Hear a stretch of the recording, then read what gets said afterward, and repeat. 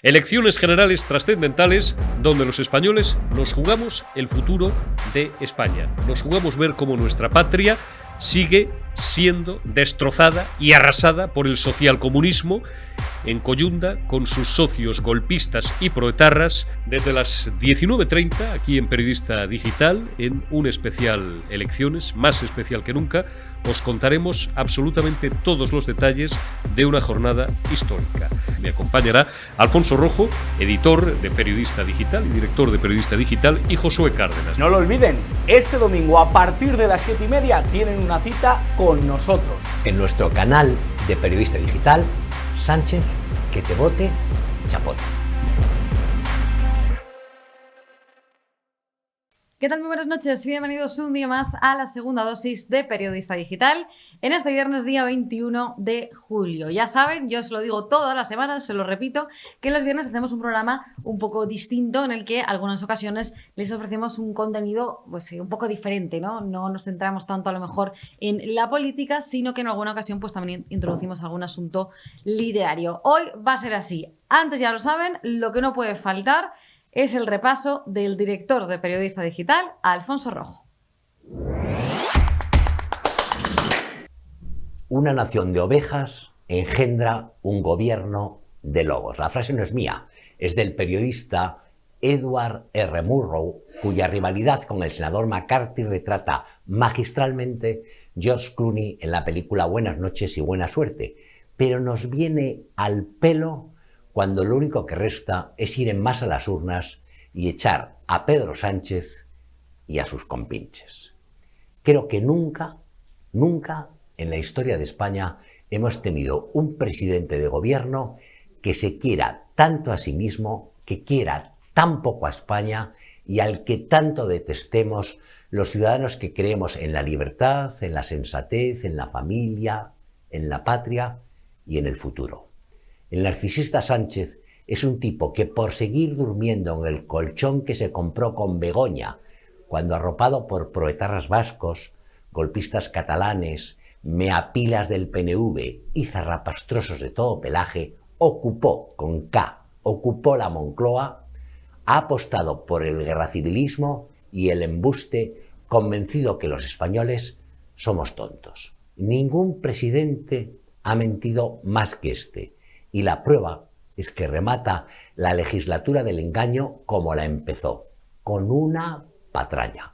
Porque ayer supimos que ustedes, que yo y que todo Quisque tendrá que pagar peaje por utilizar las autovías españolas. Sánchez mintió al principio y al final de la campaña diciendo que eso no iba a ocurrir, que era un fake inventado por Feijóo y Abascal. Y en esa paparrucha le siguieron todas sus mamachichos, desde el canapero Bolaños a la histérica Chiqui Montero, pasando por el cenutrio Pachi López. La Unión Europea aclaró este jueves que el gobierno PSOE-Podemos se comprometió a imponer esos peajes y que así consta en la documentación remitida por Sánchez a Bruselas para recibir la quinta entrega de fondos europeos. Todo en este gobierno infame, en el PSOE y en su jefe, ha sido un embuste.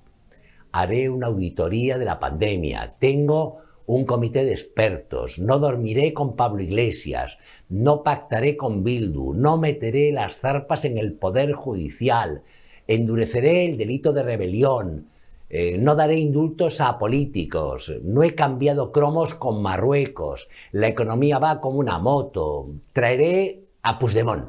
No hay tiempo en este sermón para enumerar todas las supercherías del capo socialista. Con él, la deuda pública ha subido un 30%. La presión fiscal es un 50% más gravosa de lo que era con Rajoy y con Montoro. De infausta memoria, por cierto.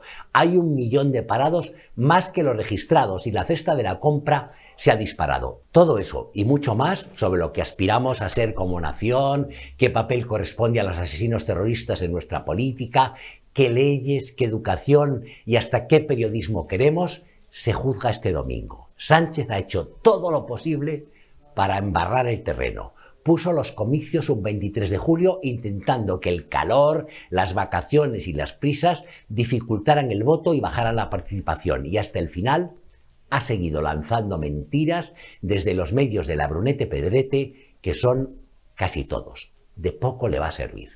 Este 23J, todos a votar, todos a las urnas y ya saben, Sánchez, que te vote, chapote. Y tampoco puede faltar nuestro consejo diario. Ya saben que en estos días de verano les estamos dando un consejo desde Periodista Digital para que se cuiden. Oye, si les apetece, ¿eh? Si no, pues seguro que están estupendos. Yo siempre les digo que es el consejo que nunca les daría Ángela Rodríguez Pá. ¿Quieres perder esos pocos kilos de más? ¿Quieres resultados inmediatos y satisfactorios? ¿Volver a ponerte ese vestido o esos pantalones que tanto te gustan? Pues no lo pienses más. Con Naturhaus ya es posible. Pierde peso en tan solo 2 días, utilizando el Pack Express. Un producto exclusivo de Naturhaus que contiene todos los ingredientes y comidas necesarias para perder peso en 48 horas. Todo lo que tienes que hacer es acudir a tu centro Naturhaus más cercano, te pesaremos, te tomaremos las medidas antropométricas completamente gratis. Llévate el Pack Express, vuelve al acabarlo y veremos juntos sus resultados. Te vas a sorprender. Sin cambiar tu ritmo, el Pack Express se adapta a ti. No tendrás que saltarte comidas ni pasar hambre. Pierde peso con el Pack Express. No lo pienses más, acude a tu centro Naturhaus más cercano y no te arrepentirás.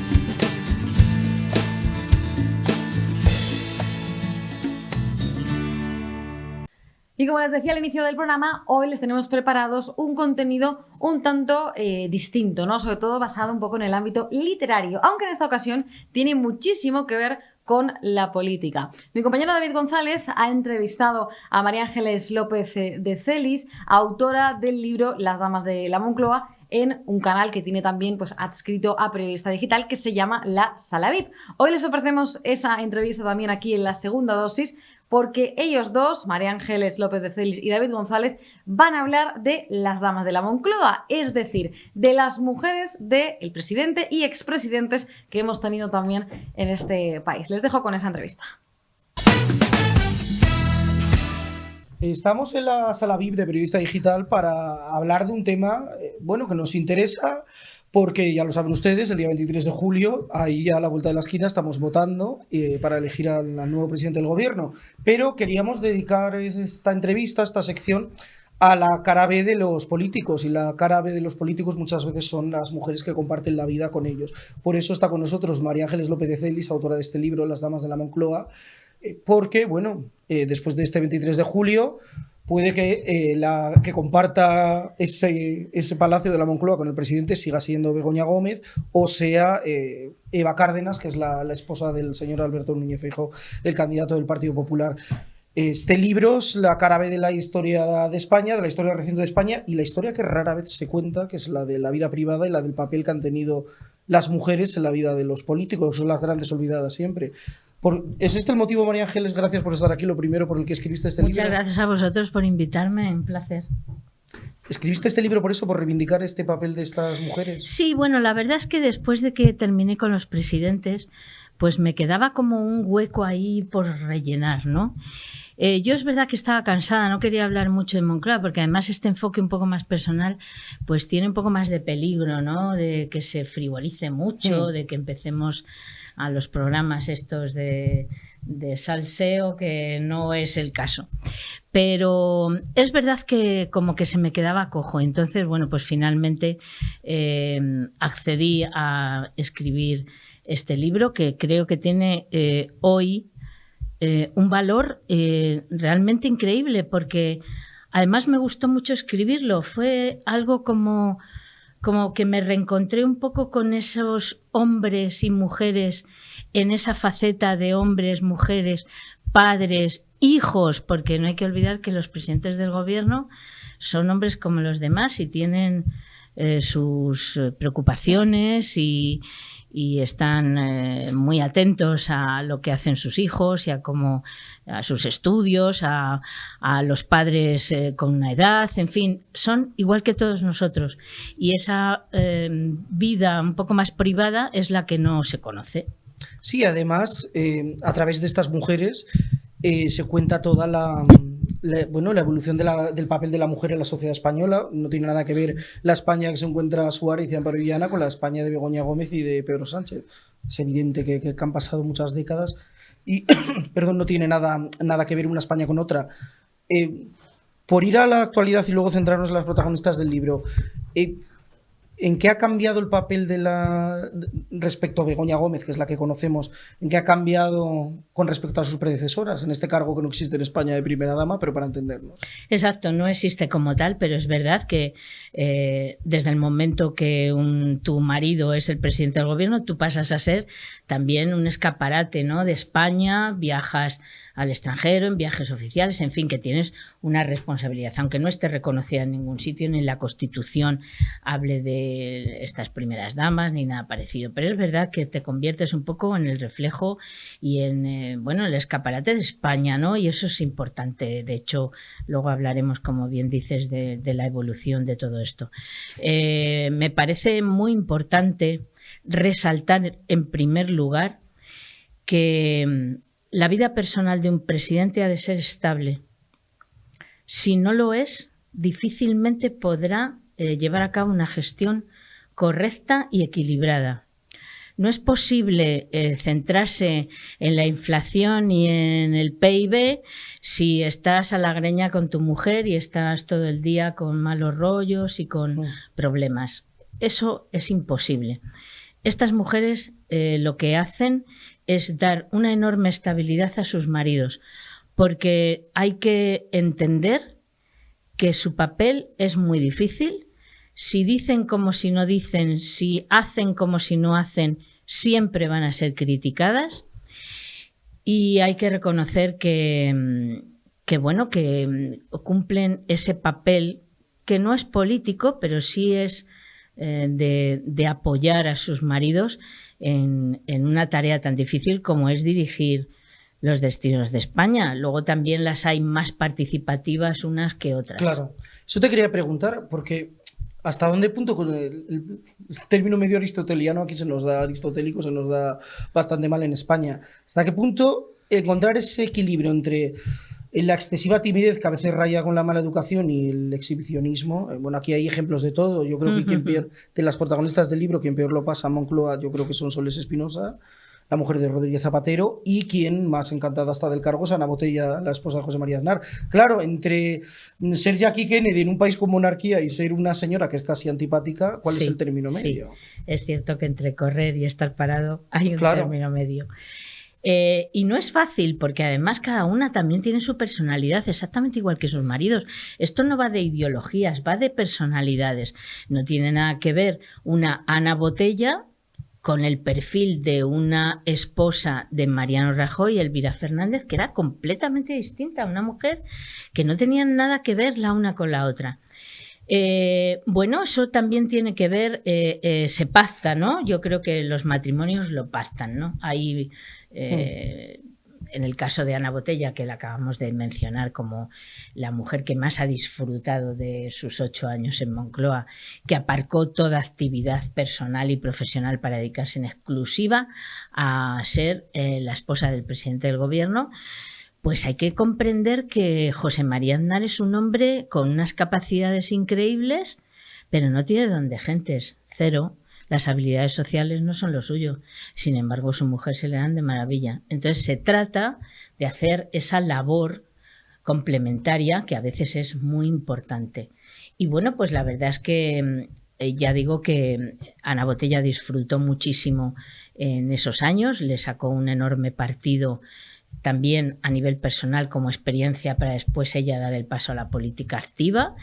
Y todo lo contrario fue el caso efectivamente de Sonsoles Espinosa, que lo pasó horriblemente mal y creo que tendría un calendario donde tachaba cada día como si fuera una condena, porque ella lo único que pensaba era en salir de allí, en dejar de ser un personaje público y volver a ser una mujer anónima con una vida normal, y realmente lo llevó fatal, llegó incluso a la fobia social. Sí, que yo recuerdo que se comentaba, ¿no? Muchos cronistas lo decían, que en actos mucho más protocolarios, oficiales, fin, no era fácil el No, trato no, no. con la Además señora es que Espinosa. ella se negaba a acompañar al presidente a cualquier acto. No sé si 2 o 3 veces durante los 7 años que duró Zapatero en la presidencia del gobierno, acompañó a su marido a actos oficiales. O sea, era algo, le daba urticaria, o sea, era algo que no en ella, en su espectro, no estaba en absoluto participar de todas las actividades de la presidencia del gobierno. Creo que su marido, independientemente del amor que por su esposa y por sus hijas, que eso está fuera de toda duda, porque si hay un hombre más enamorado de su mujer y más padre, ese es José Luis Rodríguez Zapatero, pero creo que influyó absolutamente en su decisión de no volverse a presentar por tercera vez. Eso está clarísimo. Es importante contar eso porque hasta ese punto, y es lógico, en nuestra vida diaria nuestras parejas influyen, los políticos no son extraterrestres, también les influyen. Claro, en Francia, en Estados Unidos son repúblicas, la primera dama es una institución casi más del Estado, casi como el propio presidente. En España estamos en esa ambigüedad de que generan un interés importante por todo esto que estamos hablando, pero vivimos una monarquía parlamentaria, con lo cual lo más parecido a una First Lady americana sería en este caso la reina Leticia, y, bueno, en fin, una monarquía están las princesas, las infantas. Claro, ese equilibrio de estar donde tengo que estar, pero no opacar a la reina. Por ejemplo, siempre se comentaba que en la época de Ana Botella, en ocasiones a la reina Sofía le sentaba mal tanto protagonismo. Era tan protagonista que llegó un momento en el que hubo incluso alguna tirantez entre Casa Real y Moncloa, porque, bueno, pues es verdad que había que frenarla un poco. Por eso digo que hay esas dos facetas tan increíbles, ¿no? Que, bueno, pues es verdad que es cuestión de perfil personal. Y bueno, pues luego hay otras mujeres que han pasado mucho más desapercibidas, cuyo papel ha sido muy importante, pero muy silencioso. Y bueno, han hecho lo que tenían que hacer y yo creo que, bueno, dentro de lo que ellas consideraron que era lo oportuno, creo que cumplieron. Tenemos a una Carmen Romero que, en fin, no hace falta decir que lo que significó fue el cambio de una España casposa y todavía con reminiscencias franquistas a pasar a una España completamente diferente, con un modelo de matrimonio totalmente distinto. A mí me encantaba ver a Felipe González y a su mujer viajar por el mundo representando a España. Me parecía que eran una foto de los españoles muy auténtica y además, bueno, pues Carmen Romero era una mujer que tuvo que currárselo mucho porque tenía un marido carismático como pocos y entonces eso quedó un poco devorada, ¿no? Totalmente, y entonces ella luchó mucho por mantener su vida profesional, pero cumplir como esposa del presidente, porque ella era una militante, bueno, de hecho fue militante antes que su propio marido del Partido Socialista. Entonces, bueno, pues la verdad es que ella tenía esas responsabilidades como miembro muy activo del Partido Socialista y consideraba que era lo que tenía que hacer. Y lo hizo estupendamente bien. Creo que con esa medida de ser y de que te conozcan y de que, bueno, pues representas a España y más en aquellos años en los que estábamos abriéndonos al mundo, pero a la vez con mucha discreción y mucha dignidad. Sí, además incluso había una cosa estética, ¿no? Cuando ella llega a Moncloa y elige, bueno, Agatha Ruiz de la Parada, hubo un momento en el que fue su diseñadora de cabecera, Elena Benarroch también, había una exposición de que era la creatividad de la España de los 80, lo llevaba ya también encima. Claro que sí. Acabas de decir ese momento en el que ella dice, quiero seguir siendo Carmen Romero, quiero seguir siendo la profesora que soy. Sí. Claro, te quería preguntar, y me trae al presente, la posible nueva primera dama puede que sea Eva Cárdenas, la actual esposa de Alberto Núñez Feijóo, una señora con una trayectoria en la empresa privada importantísima. Llegó a dirigir Zara Home, ni un pero se le puede poner, una mujer, una profesional fantástica. El pero lo pongo yo ahora, es cómo se combina tener una trayectoria exitosa cuando tu marido es el presidente del gobierno, con lo cual la sombra del favoritismo o del nepotismo con la empresa que tiene contratada la mujer del presidente, o el marido, si fuese el marido sería lo mismo, va a estar siempre ahí. Va a ser complicado, no digo que vaya a ser fácil ni mucho menos, Pero bueno, también es verdad que esto no puede significar que una mujer tenga que renunciar a todo lo que son sus sueños y sus aspiraciones, porque hay que entender que para cualquier profesional de la política llegar a ser presidente del gobierno es su máxima aspiración, pero para nada lo es ni de su mujer ni de sus hijos. Los vas a enclaustrar en un sitio, en un lugar que aunque a todo el mundo le parezca muy bonito, es antinatural vivir en un centro de trabajo, lo primero. Moncloa es un centro de trabajo. Luego hay una zona muy restringida donde se vive de forma familiar, pero esos niños que llegan a Moncloa no pueden salir de allí, y cuando llega el fin de semana allí no hay nadie. Claro. Es duro, ¿eh? Y para una mujer que está acostumbrada, como Eva Cárdenas, por lo que tengo entendido, a ser una mujer súper activa, súper dinámica, con una experiencia profesional y empresarial increíble, ¿quién le va a cortar ahora las alas? Es verdad que tiene que ser muy delicada en sus decisiones, tiene que tener mucho cuidado de que mañana nadie le pueda acusar de... Pero eso no es fácil de gestionar. Yo creo que no le va a quedar más remedio que renunciar a cierta parcela de su actividad o de su libertad profesional, porque va a tener que someterse a unas normas y a unas reglas que no le va a quedar más remedio.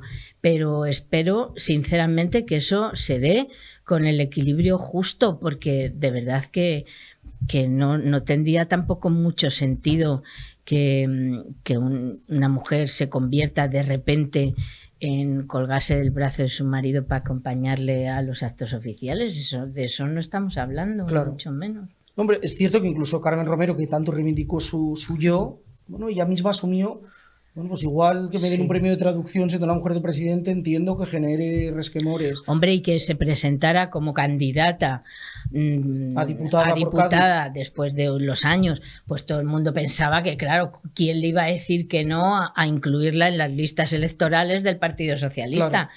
Pero es que esa mujer tenía una experiencia y un bagaje detrás increíble, y se mató de verdad por hacer lo mejor de lo mejor de lo mejor para su circunscripción parlamentaria, y de verdad que nadie puede decir lo más mínimo. Pero es verdad que las críticas siempre van a existir, pero es lo que te digo, si una mujer hace mucho, malo; si hace poco, también. Si se viste de verde, se tenía que haber vestido de rojo. Ellas tienen que asumir desde el primer momento. También un presidente, hasta que llega a serlo, pues ya tiene una trayectoria, Claro. ¿no? Y Eva Cárdenas, si llega a ser la próxima esposa del presidente, también tiene un marido que lleva ya muchos años siendo una figura importante de la política, y entonces, bueno, pues ya tienen su... Y además son mujeres listísimas y estupendísimas, tanto más brillantes que sus maridos en muchos casos, ¿eh? O sea, Ahora- es increíble, pero es verdad. Ahora que sacábamos el tema de Carmen Romero cuando se convierte en diputada por Cádiz, las críticas fueron feroces. Era la primera vez que la mujer de un presidente ejercía la política de manera activa. Esas mismas críticas luego se volvieron del otro lado cuando Ana Botella tomó la misma decisión, se convierte en concejal del Ayuntamiento de Madrid en 2003. ¿Hasta qué punto es bueno que, estando tu marido en el cargo, optes por la política activa? Porque Pues la es sombra que- de es la mujer del jefe va a estar siempre ahí. Pues es que eso te va a traer muchos problemas, muchas críticas y a veces feroces, como estamos viendo en muchos casos. Pero yo siempre digo que a veces en otras profesiones pues hay sagas, ¿no? Hay sagas de médicos, ¿no? O sea, De actores. ¿por qué no va a haber sagas de políticos? Es que Sí. no tiene sentido. Eso en Estados Unidos está mucho Claro, más implantado. ¿cómo? Es que es el senior y el junior, o sea, es como algo además que da caché a esa familia, a ese apellido, una larga trayectoria como congresistas o como... Aquí, vamos, o sea, nos parece un enchufismo, no se ha ganado el puesto nunca, pero es que eso no es justo. O sea, porque hay Claro. otras muchas profesiones, la de actor, la de... que son sagas. O sea, yo he trabajado muchísimos años con diplomáticos y los diplomáticos los teníamos numerados porque es que eran... había apellidos que se repetían, pero vamos, o sea, de generación tras generación. ¿Por qué los políticos no? Pues porque en España somos muy especiales. Somos muy particulares en esto, es verdad. Es cierto que nos ha vuelto a repetir, salvo esos dos casos de Ana Botella y Carmen Romero, ninguna de las mujeres de los presidentes, bueno, más allá de los apoyos puntuales a sus maridos en las campañas, ninguna ha dicho a V respecto a qué piensan pues de la política. Mira, te voy a decir una anécdota que es curioso, que lo sabe muy poca gente, que cuando Carmen Romero, después de pasar por esa etapa como diputada de Cádiz, que aunque ella es sevillana, Cádiz se volcó con ella y ella con Cádiz, pues después de una serie de convocatorias, decidió dar el salto a la política, al Parlamento Europeo. Al Parlamento Europeo. Se presentó como eurodiputada. ¿Y sabes quién se lo sugirió? Sonsoles Espinosa. Fue Sonsoles la que le dijo a Carmen Romero: deberías presentarte como eurodiputada, serías una gran eurodiputada. Y lo fue, claro que lo fue, naturalmente. Qué bueno. Pero fue idea. Pero qué visión la de Sonsoles con la visión que tenía ella de su misma, de Carmen Romero. Bueno, ella nada le horrorizaba, nada. Ella lejos de todo eso. Claro, además en el caso de Sonsoles Espinosa, su gran afición ha sido la música. Bueno, hubo un momento cuando actuó en el famoso coro de Radio Televisión Española que también pues se generó polémica porque se daba por hecho que... Pues por eso que estas mujeres siempre van a tener que cargar, porque bueno, una señora, aparte de ser la esposa del presidente, puede cantar bien. Claro. O sea, nadie le tiene por qué negar esa habilidad. Pues nosotros somos de los que no damos oportunidad, no dejamos margen de verdad. Somos tremendos para eso, somos muy destructivos. Hay mucha gente que lo pasa mal con ese tipo de cosas. Claro, hablabas al principio de la charla de lo importante que es tener una vida estable para un político para poder gobernar en condiciones. ¿La salud matrimonial de un matrimonio de un presidente debe ser tema que aparezca en los periódicos? Sabes que siempre hay, en cuanto sopla el aire, todos estamos pendientes y los medios son muy, muy ávidos para estas cosas. Pero yo creo que no, que las cosas de casa son de casa y lo demás es lo demás, porque además se puede generar un ambiente tóxico incluso para los hijos, que no es bueno. Tenemos que entender que además cuando, pues fíjate tú, hay casos muy, muy significativos. Cuando los niños llegan a Moncloa, los niños que son niños, pues no pasa nada, porque los niños lo único que quieren es estar con sus padres, les da igual dónde. Pero esos niños van creciendo y se convierten en adolescentes y ahí empiezan los problemas. Y la adolescencia en Moncloa es la madre de todas las adolescencias. Es muy complicado gestionar eso. Si además escuchas críticas hacia tus padres o hacia... pues todo eso se complica más. Claro. Así que hay que pensar que ese retiro tan especial no es ningún chollo. No lo es, y lo sé positivamente. Para unas muchachitas como las hijas de Rodríguez Zapatero, que fueron tan ocultadas durante mucho tiempo, y hubo un momento en el que fue una cosa tremenda, ¿no? Lo que tuvieron que escuchar esas niñas, con o sin razón, es que nadie es quien para juzgar. Pero dicho esto, hay que entender que cuando una muchachita de este tipo, de esta edad, le acompaña una pareja, un noviete, ¿cómo se despide uno delante de la verja de... Casi como en una película de Imperio Argentina, detrás de la ventana. De cámaras y de guardias civiles. ¿Cómo se hace eso? Sí, es complicado, desde luego. De la salud matrimonial de casi todos los matrimonios. Bueno, yo creo que la última vez que se especuló con la salud de un matrimonio presidencial fue el matrimonio de Aznar Botella. Previamente todos, de Suárez con Amparo, de Felipe con Carmen Romero, de Aznar con Ana Botella, que incluso ponían nombres a las presuntas parejas. Merry Martínez Burdió en el caso de Felipe, Cayetana Guillén Cuervo, la pobre, que luego recordemos. Ni se conocían. Que además ella lo pasó fatal con aquello, lo pasó peor ella que el propio Aznar. Claro, de repente parece que es un tabú hablar de estos temas. El único matrimonio que no ha aguantado el paso del tiempo, inevitablemente, es el de Felipe y Carmen Romero. Que en eso es un poco hija de su generación. Mujer que... Es cierto, pero hay que decir en honor a la verdad que cuando Felipe González y Carmen Romero se conocieron, desde el minuto 1 fueron un modelo de pareja y un modelo conyugal completamente fuera de la norma. Cuando llegaron a Moncloa, la crisis matrimonial era muy importante, pero cuando Felipe fue elegido presidente, su mujer se puso a su lado y desde luego no tuvo el menor problema en seguir los años que hiciera falta hasta que bueno, el matrimonio todos sabemos que se rompió. Los matrimonios se rompen, pero lo que no se puede hacer es romperlo mal. Eso es lo que no se puede hacer. Sí, además... Y Felipe González ha declarado muchas veces, y él es muy consciente de que cuando le dicen que ha sido el mejor político desde la transición, el más completo, el más carismático, sí, pero yo he sido un mal marido y un mal padre. Y él lo asume, lo tiene muy claro. Sí, además citas en el libro cómo se gestionó esta separación, que no fue de la mejor forma. No. Que de hecho, yo lo puedo contar, hace años un gran periodista, Jaime Peñafiel, me contó una conversación que tuvo con Carmen Romero. En ese momento no lo pasó bien Carmen Romero, sobre todo por cómo se hizo pública la separación. Fue tremendo que uno se tenga que enterar por una revista del Corazón de que tu marido está con otra. Pues en fin, es bastante fuerte, ¿no? Sí, y lo sobre poco cuidadoso que fue con un estado de salud además complicado, en fin, se juntaron muchas cosas. Pero Carmen Romero es una mujer con una fortaleza increíble y yo siempre he dicho que su imagen es la imagen de la dignidad. Es una mujer que ha sabido salir muy bien de todas estas cosas, sin rencores, sin resentimientos jamás.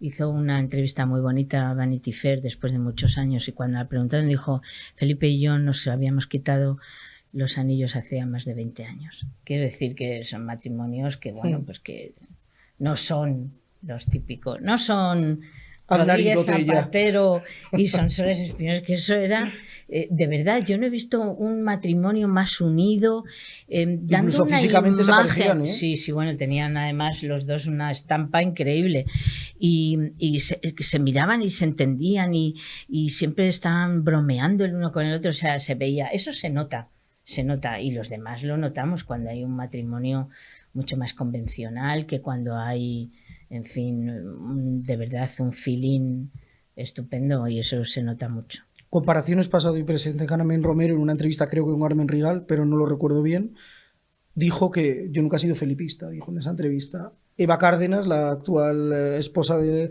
señor Núñez Feijóo, ha reconocido que ella ha sido durante casi toda su vida votante del Partido Socialista.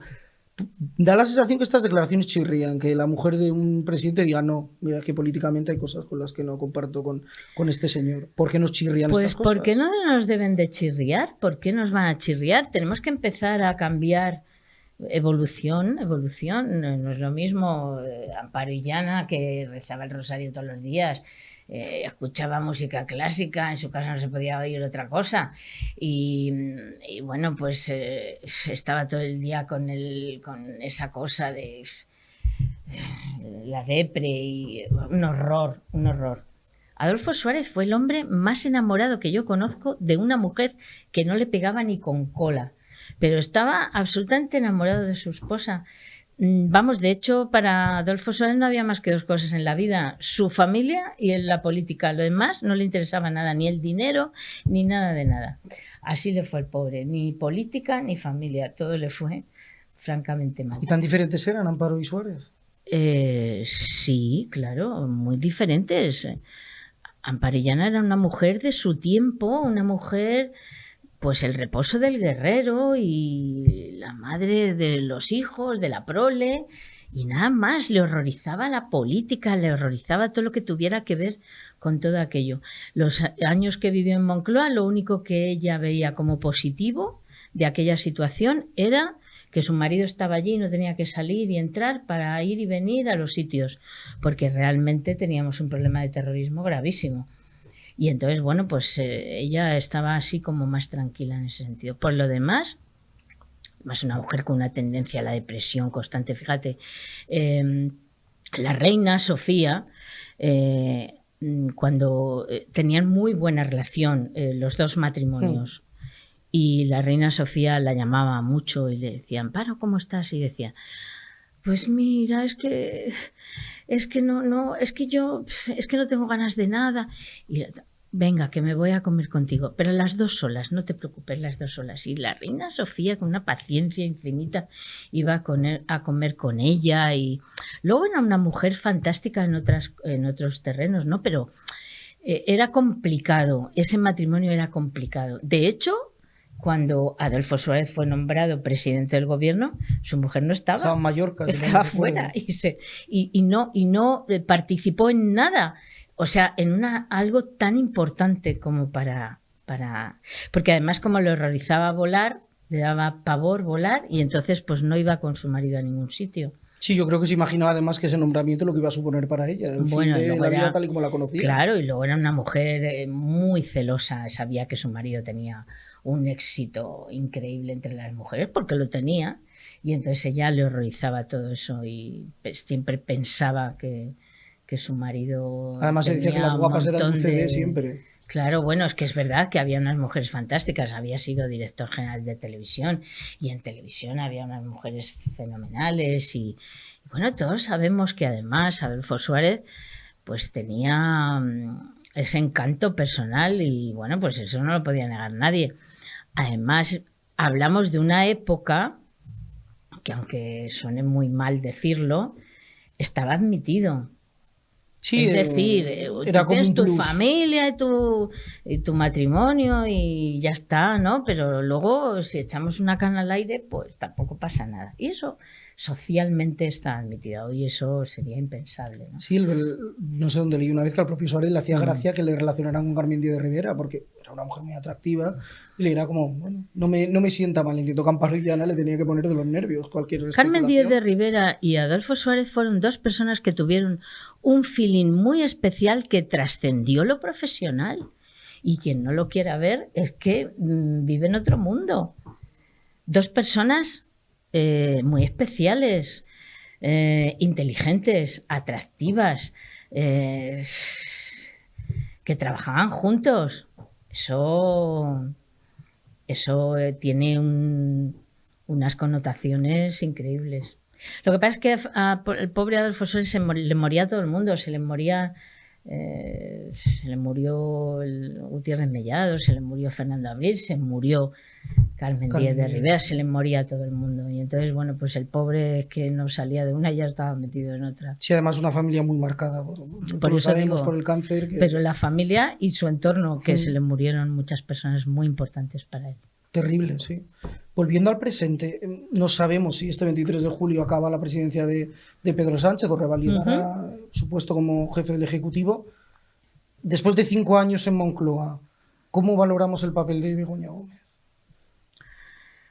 Yo no la conozco, no puedo hablar porque no he trabajado en Moncloa durante esta etapa.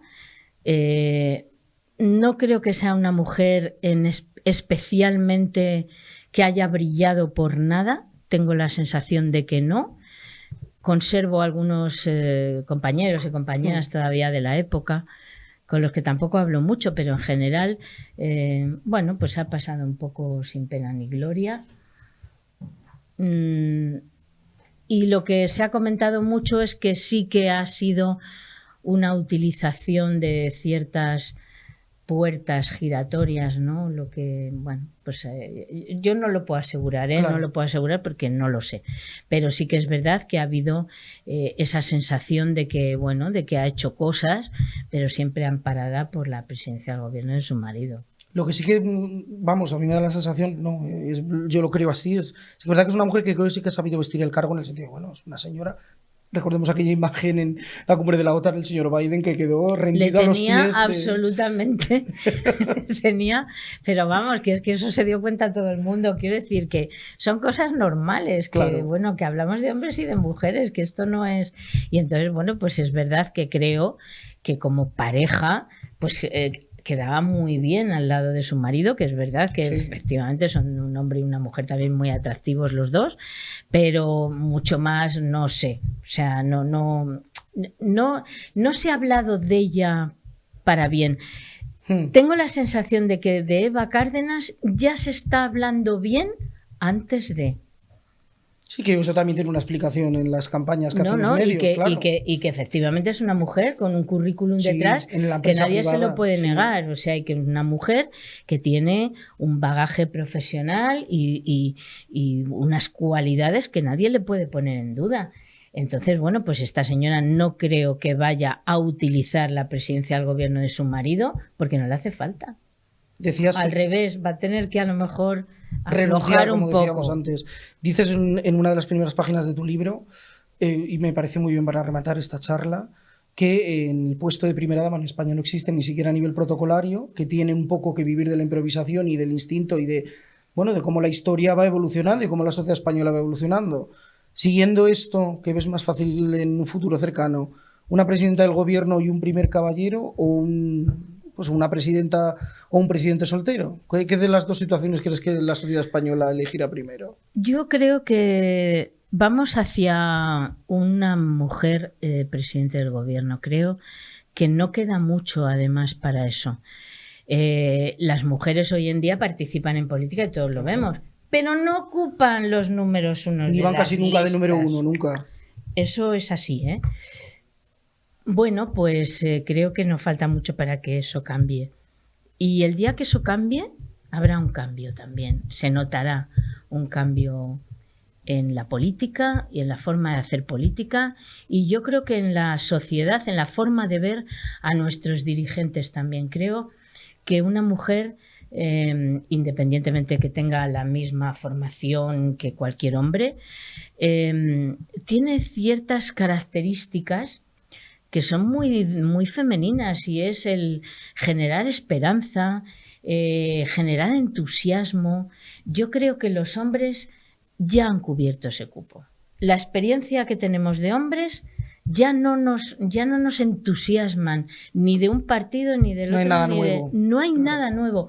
Sin embargo, una mujer, si sabe utilizar bien esas características que son muy, muy femeninas, pues puede sacarle mucho partido al tema. Y además también veremos cómo reaccionamos los medios de comunicación y la sociedad claro. a que el papel de primera dama lo ocupe un hombre. Esto hemos visto muchas veces en Alemania, por ejemplo, todos los años que han sido muy largas, Angela Merkel y su marido, que era un señor que apenas se le conocía y que además tampoco quería participar en nada ni aparecer en nada. Bueno, pues tendremos que ver el próximo primer caballero, si le gusta participar o como no el le marido gusta de la señora Thatcher, que participar. sí que era muy participativo. Por eso digo, Pues, aquí hay para todos los gustos. Ángeles López de Celis, muchísimas gracias. No sé si seguirá Begoña Gómez en Moncloa o entrará Eva Cárdenas, pero para ellas y para los espectadores, yo creo que este libro para ellas es muy interesante para conocer a sus predecesoras, y para los espectadores que nos estén viendo y los ciudadanos, para conocer la cara B de la historia de nuestra democracia, el papel que han jugado mujeres que han sido fundamentales para sus maridos y yo diría que para sus gobiernos. Muchas gracias, Ángeles. A vosotros, encantada, un placer. Y con esto nos vamos. Ya saben que el domingo hay elecciones generales, un día importantísimo para el futuro de nuestro país, y nosotros vamos a acompañarles aquí en directo durante toda la jornada para contarles lo que va ocurriendo, sobre todo para contarles cómo va el conteo, ¿no? Y cuál es el resultado final de esas elecciones. A partir de las 7:30 de la tarde les ofreceremos un programa especial, Elecciones, en el que estarán el director de Periodista Digital, Alfonso Rojo, y también mis compañeros y presentadores de otros programas de esta casa, Eurico Campano y Josué Cárdenas. Una servidora no va a poder estar, me temo que no, pero intentaré también entrar, si me es posible, en algún momento del programa. Ya saben, a las 7:30 el domingo tienen aquí una cita, porque eso de seguir las elecciones en la televisión, como se ha hecho toda la vida, ha cambiado en los últimos años. Y ahora en canales de YouTube como este les contamos cosas y les damos un punto de vista, esto sobre todo, que seguro no les van a dar en las televisiones convencionales. A partir de las 7:30 les esperamos aquí, en Periodista Digital, en ese programa especial Elecciones. Que disfruten el sábado, el día de reflexión, que el domingo vayan a votar en conciencia y por la tarde nos vemos. Muchas gracias y hasta el domingo. Elecciones generales trascendentales donde los españoles nos jugamos el futuro de España. Nos jugamos ver cómo nuestra patria sigue siendo destrozada y arrasada por el socialcomunismo en coyunda con sus socios golpistas y proetarras desde las 19:30 aquí en Periodista Digital en un especial Elecciones, más especial que nunca. Os contaremos absolutamente todos los detalles de una jornada histórica. Me acompañará Alfonso Rojo, editor de Periodista Digital y director de Periodista Digital, y Josué Cárdenas. No lo olviden, este domingo a partir de las 7:30 tienen una cita con nosotros. En nuestro canal de Periodista Digital, Sánchez, que te vote, chapote.